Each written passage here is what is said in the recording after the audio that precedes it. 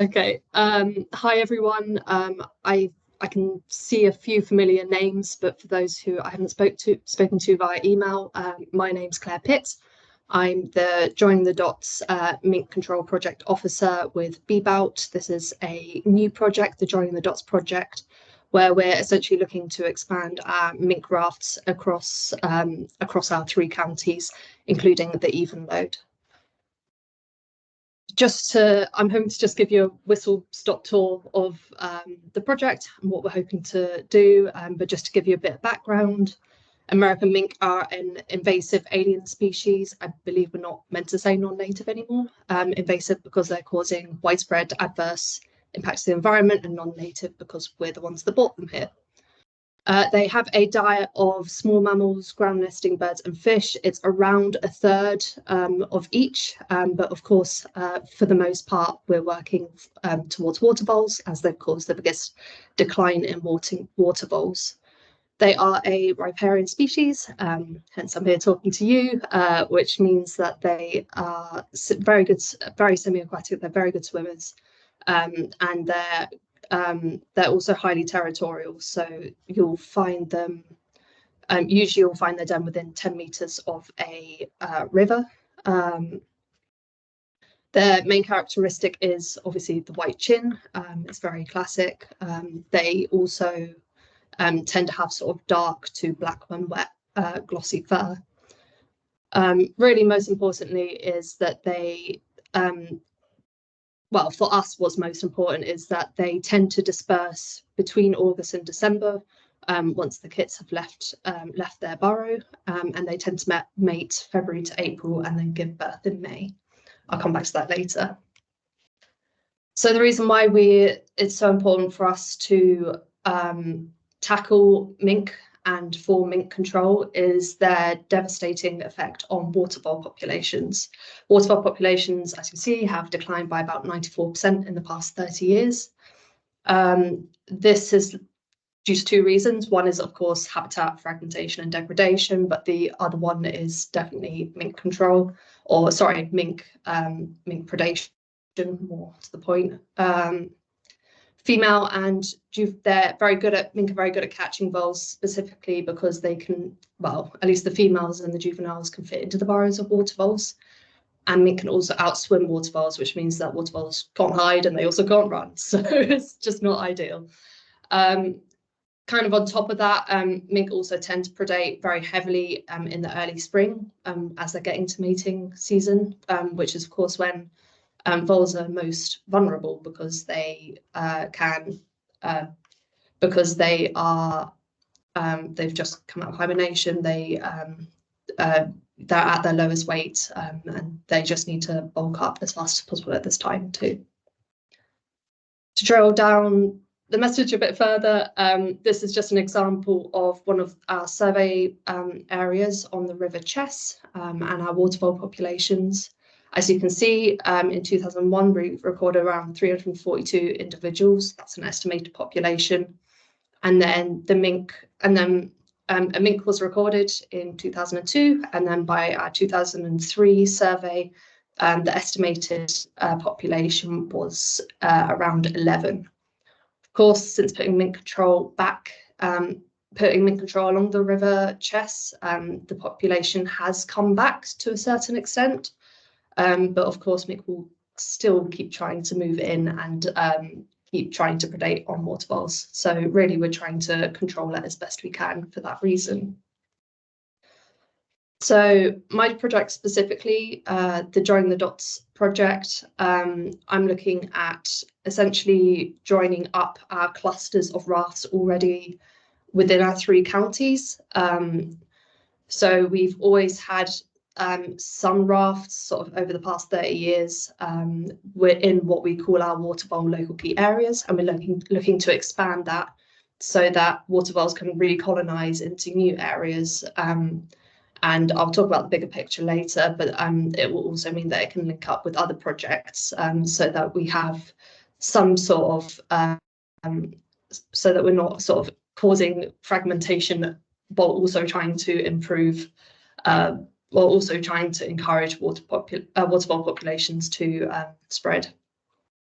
Of course, this is the one we're most interested in here, is the river Evenlode. We're hoping to do it the whole way up, well, up to the boundary. Sorry, Gloucestershire people, I expect the Wildlife Trust in Gloucestershire also have something something that they're doing as well. Mink control is becoming common practice, especially in the Wildlife Trust, but we're looking specifically in the Oxfordshire region, so Cassington to Kingham. For those of you who are slightly further afield, note that we also work on the bit of the River Thames that links up with the Evenlode and also the Cherwell. So this is the fun bit, really. So what we do is we essentially we're finding landowners to put out mink rafts on their land. And as well as that, find people who can dispatch. I promise this is the nicest photo I could find of the process. The rafts are around the size of a regular table, I guess, and then a trap just slots into the tunnel, and that's and mink will come in out of sort of natural curiosity, and once they're in, the door will close, and then we have what's called remote devices, which I'll talk about now. So the reason why we've managed to increase our rafts for so long, I'm hoping you could see this, but I can't see myself, so this could work. This could not work. Great. We have remote devices, and this means that actually the trap doesn't have to, by law, be checked every single day, which means that there's much more scope for people to take on rafts and also keep on top of catch. These work by they have a little magnet here that means that when the trap goes off, this might make a big bang, I am sorry.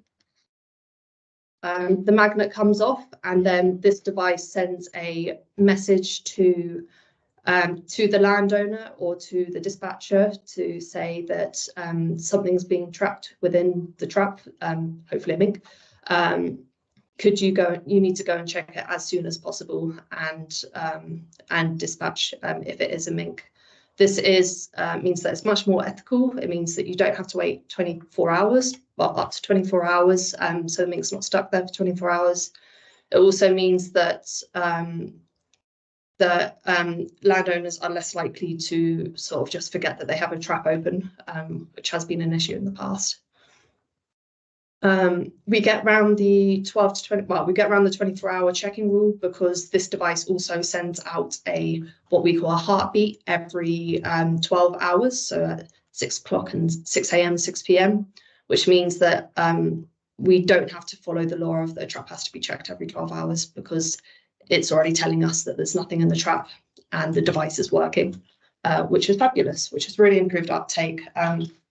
And it's why we've managed to improve mink trapping by quite a bit recently.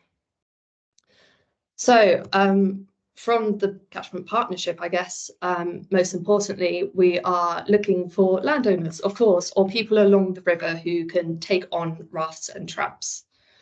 This is the Evenlode. As you can see, it's almost a blank canvas. I've installed one, and I believe we have a monitoring raft in Chalbury. So it's not a trapping raft, it just shows that mink are present. So we're really looking for people the whole way along the main watercourse to take on rafts. It's that simple, really. Of course, sometimes we look for organisations or people who can't dispatch, who can't use a gun, and work with a landowner so that there's a dispatcher and landowner separate. We kind of work on it on a case-by-case basis on that perspective. In terms of the kind of locations we're looking for, it's quite varied. Really, our only requirement is a little bit of cover. As you can see on the left-hand photo, it doesn't look like there's that much cover here, and that is the case. I'm stood in a field, I believe, in that photo. There is a little bit more cover on the right, or it just means that that extra bit of cover means that a mink's more likely to go and investigate because it feels less at risk, basically. Other things we have to take into consideration, of course, is access. So we want the landowner to be able to access it quite fast. Taking a mink out of a raft, taking a trap out of a raft is quite difficult, so it needs to be fairly accessible from that position. And also public access is often a concern, and I'm sure this will come up in the FAQs or any questions later. But as you can see on the right-hand one, this is actually attached to a tree, and then it's on the Thames path. So it's hidden behind a tree, which means that we can be quite strategic on where we put rafts, and they are often, we have many along the Thames and haven't had that many issues since. But yeah, our main requirement is a little bit of cover, and then of course we need to take into consideration what the landowners want, what the dispatchers need, and also things like flooding, can we access it with flooding, etc. So as I mentioned before, this is actually linked with a lot of projects. It's becoming more well known that mink are now extinct in the Norfolk and Suffolk region, and coming into the Cambridgeshire region as well. And as you can see, we're the Oxfordshire, Buckinghamshire and Berkshire area links up quite nicely to that. Water Life Recovery Trust, who headed up the Norfolk eradication, has now got a new project from Lincolnshire to London, which we also work with closely. There's several wildlife trusts that also are involved. So there's Nottinghamshire Wildlife Trust, Bedfordshire, Cambridgeshire and Northamptonshire Wildlife Trust, and then of course Middlesex and Hertfordshire Wildlife Trust is working with Waterlife, as well as Essex Wildlife Trust. Scotland also has a invasive initiative, a mink invasion. It's the Scottish Invasion Species Initiative. In fact, they've just, I think, completely eradicated mink on South Uist because they're not native there. And this will really help their ground nesting birds especially. But of course, for us, our greatest importance is voles for that reason. Sorry.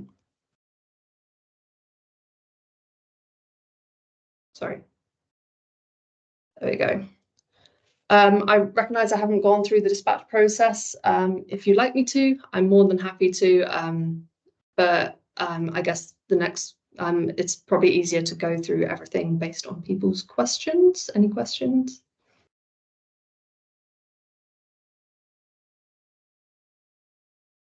So open mic. So a couple of questions coming in. Tim, and then Anne. Just a quick question.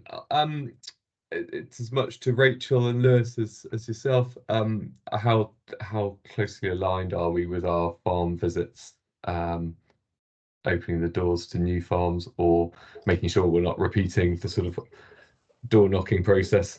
I'm not quite sure where we're at, but I know we've talked about it in the past, so I just throw that open. Rachel's got a hand up, so she can respond to that. But this is proving a very useful prompt for me to get some names right now to Claire. So there will be an email pinging her way. Thanks, Rachel. Those who have consented to me passing on their details to Claire. So that is the way we are working. I just need to pass on the names to Claire. Brilliant, because you've got it in the questionnaire. You've got it in. I've got it in the questionnaire. I'm going through the questionnaire right now. And those for whom I didn't ask that question, Claire has provided me with her contact details. So I will, and a bit of blurb, which I will forward on to say you can contact her directly, or do you wish to just ping me an email back saying, giving her permission to have your details to make that easier for them. So yeah, it's on me to make sure that I do it more regularly. So sorry, Claire. Not at all. Thank you for doing it at all. It's greatly appreciated. Rachel, can I just chip in there? Yes. Could you copy me into those landowners as well, so that I don't ask them again? The same. Yeah. Thank you. Sure. Okay. And Anne, did you have another question? Yes, I have a question. Hi, Claire. Thanks for that. So the map you had where the rafts are, did you put out the rafts based on where you had successful surveys, or is it more just trying to get rafts out as far and wide as you can? Are you referring to this one here? Yeah. So I'm just looking at the Evenlode there. It has some dots on the map. So I'm just wondering if they're based on where there was water vole activity, or if they're just spread out. Yeah, Try and catch all the mink. It's based on where we do our surveys, and we've had successful surveys, and B, where there's been mink sightings. So we've been doing mink control at BBOWT for around 25, 30 years, but it's largely been a case of rafts with what we call monitoring mode, so clay pads, and then we just weekly we check the pads to see if there's any mink prints on there. So all the majority of the yellow dots here are often in monitoring mode, and then if we find mink prints, we put it in trapping mode, and then someone has to check it daily. With the new remote devices, we don't need to put it into monitoring mode and then moving it across, which means that we can be trapping much more effectively, because for the most part, mink will be using mink will go into the trap when they're during dispersed periods of dispersal, so when they're moving around. So once we found prints, we're unlikely to catch it after that. It's just that was our protocol at the time. So the remote devices just increase effectiveness from that perspective. So I mean, some of them will have remote devices on them, but not so much. Usually they're in monitoring mode, and then they'll be put in trapping mode once prints have been seen. But the monitoring rafts can be used as traps as well. They just need to be changed. Yeah, it's the same rafts as here, as this photo. It's just you just swap out the traps for the pad for the traps. Okay, thanks. That's very useful.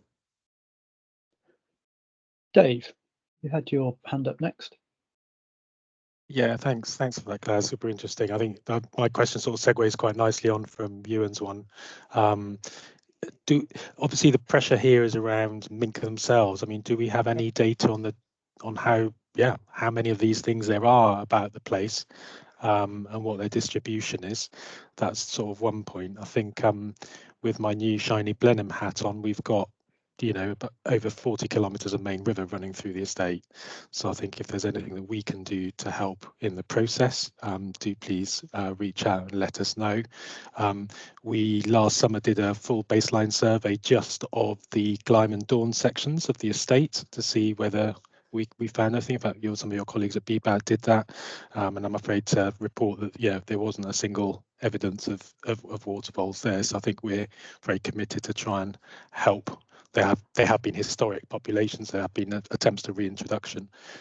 So I guess do please reach out and let us know if there's anything we can do to help. But I would just ask whether we know anything about the populations of mink themselves, which is obviously the main pressure really. Sure. We don't know loads about their population because it is so hard to track them. So we don't have an actual number. It helps we caught around 41 mink last year out of our sort of 250 traps. Of course, like I said, some of these were in monitoring mode and weren't checked regularly, so it's a slightly skewed number anyway. So yeah, 41 last year is how much we caught. We don't have an actual population number because it's really hard to tell. A big sort of something that seems to be a common fact that's not true is that otters do not oust mink. If you have otters, you will still have mink. They found that otters actually remain quite nocturnal, whereas mink just become more diurnal in the presence of otters. So they change their behavior both spatially and temporally. So unfortunately, it just means we struggle to spot mink because they are such a smaller and quite inconspicuous compared to otters. But they are still very much present no matter what you have, what other species you have on your land. But an actual number, I'm afraid I don't actually. As far as we know, they're across all of our, as far as we know, they're across all 3 of our counties, and we have had enough sightings, actually including on the Glyme, actually, to show that they are very much present, no matter how, despite the 250 rafts we have out. Is that 41 across the whole of your patch, or Across just the 3 Evenlode? counties, yeah. Across the 3 counties. Okay, thank you very much. Rachel. Claire, do you have a number of rafts that you're hoping to, new rafts that you're hoping to put out? Do you have a max? So across our 3 counties, I've got 350 rafts I can put out. Okay. We're aiming for 1 raft every kilometre. So Wow. yeah. So sorry, I can tell you how many on the Evenlode. So on the Evenlode, we've calculated it at 37 kilometres. So we're looking to get around 37 rafts out. Right. Okay. Yeah, that's useful. Okay, so sorry to jump in. Those numbers in that table, they're target numbers of rafts, are they, rather than actual rafts that you have at the moment? Yeah. So these are the kilometre. Yeah. That's this is kilometre range. Yeah. Okay. Sorry, I missed that. Okay. Thanks. Anne. Thank you. Yes, I am actually interested in how they're dispatched, so that if I'm talking to a landowner, I can actually tell them what they're being asked to do. Yeah, of course. It's probably easier for me to show you. Stop sharing quickly. So what happens is that it's in a raft. Go. So this is in a raft, and then once it goes off, they receive a text message, and then once they're there, we provide metal hooks, which means metal hooks, they're tent pegs essentially, which means that they can safely pull it out of the raft and then carry it to somewhere safe, preferably. So you never know the landowners. Once that's the case, once they've done that, usually at this point the mink is screaming, so we try and we ask our landowners to prepare themselves or prepare their weapon before they go into before they take it out of the raft and sort of start dispatching. Once it's out of the raft, we provide metal combs, which I annoyingly don't have with me, and these combs fit into the mesh, which means that they can move them right up to an end, usually 2 to 3 mesh squares, as it were. Once that's there, that means that they're at really, really close range to dispatch. We try to ask people, we tend to ask people to dispatch between the eye and the ear, straight into the head, because that is the most ethical way of doing it. We also, thing is, mink have a tendency to grab things and put them in the mouth as a sort of behavioural defence. So also through in the mouth shot also works, as long as they've got their weapon up sort of relatively high.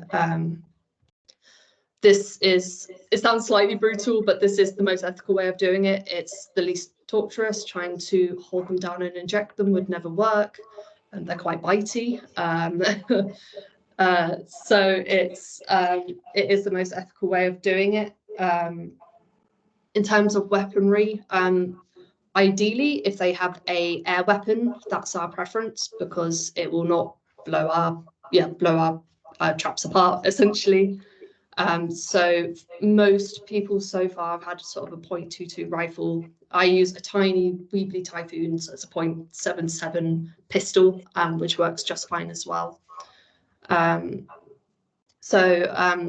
But we can accommodate for shotguns. It's just not as ideal, just because of the damage it causes, and also aiming's it's just an overkill, basically. You'd just be blowing the thing to bits. And you expect the landowner to have a weapon in order to do the dispatch? Yeah, I mean, if the landowner has a weapon and is happy to, great. If they don't, we'll find someone, essentially. And quite often they already know someone who can help anyway, which is always really handy. But we have had cases where we need to find dispatchers and sort of link them up with landowners, and I'm more than happy to do that. That's not a problem. And would you pay them? No, we don't. And actually that's something that has been coming up, is that if they are under countryside stewardship, the new species recovery in countryside stewardship has stated that they will pay for mink control. So potentially later down the line, they might be able to. It's sort of a case of wait and see. I'm sure we're all waiting for that to a certain extent. Yeah. Lovely, thank you. Just continuing with that theme, Rachel, sorry, Claire, could I ask how often do you think a landowner might be expected to dispatch a mink? Is it sort of once a week, once a month, once a day? It varies a lot. We've had someone who's been trapping for 3 years and has only just got a mink. So it really, really does vary. It's not a huge commitment. We're not expecting to get for them to have to dispatch every week. As I was saying about their behaviour of dispersal, we do tend to get it more between August and sort of March time, as they're dispersing out. And on top of that, often if you catch one, you'll have sort of a flourish of kills. So just because the mink make the trap smell really minky, I guess. Yeah, often once you catch one, you'll get sort of 2 or 3 after that, and then nothing for the rest of the season. But that's what we're finding. This is purely, just from experience. Okay, thanks. Rachel? How reliable is the remote monitoring? And are there areas where you found it doesn't work? Or are you only going to put them in areas where it does work? As in, the they don't. Connectivity, yeah, the connectivity. So, so far we haven't had any issues with connectivity. Occasionally we get error messages, and we're not sure why this is happening. We think it's a case of mink controls. There's been a lot of funding recently for mink control, and the system's just slowing down. But for the most part, they've been really, really reliable. They're not on one particular mobile signal. They're based on, sorry, I'm really not great on this tech side of things. But they use all mobile networks. So even if you have a better mobile network in that area, it will still connect on. Okay.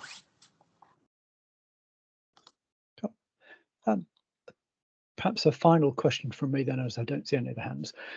Encouraging to see that Norfolk and Suffolk think they've eradicated them. Do you think eradication of mink is a realistic proposition, sort of in our area?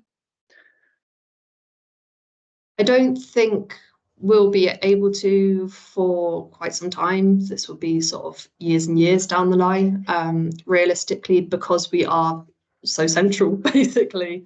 We've got them coming in at all angles, and this is why Cambridgeshire technically hasn't got them extinct in the area, but they've only had about 2 catches, I think, last year. So eradication is way further down the line, but to have them controlled to a point that water voles can recover, I think is very, very promising. And to see that kind of success, I think would just only encourage other areas to get involved. Because, you know, like I said, we've been trapping for years and years, but the fact that especially the conservation sector is taking it on as more of a conservation method, it means that there's definitely greater hope for them to be completely eradicated. Like all biosecurity, prevention is way better and way easier than control. But you know, they've been here since the 1960s, so it's about time that we try and sort of get rid of them as much as possible. As much as we can. Cool. Great, thank you. And Tim, I see you've put a sort of a combined question and also offer. I mean, I'll save Claire going into it. Is the trapping on the Windrush and the Cherwell Valley as well, Claire? Yeah, so Windrush is a local key watervole area for us. So we do have trapping in that area already. It's not on my main water courses because for some reason it counts as a tributary, but because we have so many on there, it's also not necessary for the Joining the Dots project in particular. Cherwell is one of my areas, so I am looking to expand into Cherwell. So if you know anyone from the Cherwell, please do get in touch or pass on my details. And we're looking to expand that again the whole way up our county and the whole way up Oxfordshire to Banbury. So yeah, Cherwell's on our area. We're severely lacking, and we're hoping to expand more. Yeah. Okay. Thanks. Well, there's an offer of some input on the SWIR there as well, I think, to follow up with Tim. So good. Great. Thanks, Tim. Okay. Right. Well, I don't see any more hands, so I think that sort of brings that to a conclusion. Claire, thank you very much for that. That's all really encouraging. I mean, it's really encouraging to see, you know, BBOWT and the Wildlife Trust swinging in behind this so solidly. And those remote sensors do seem a bit of a game changer. So that, I think, you know, really gives those in touch with landowners something different to offer. So yeah, hopefully we'll see a lot more uptake on that. Yeah, great. Thanks. Great. Thank you.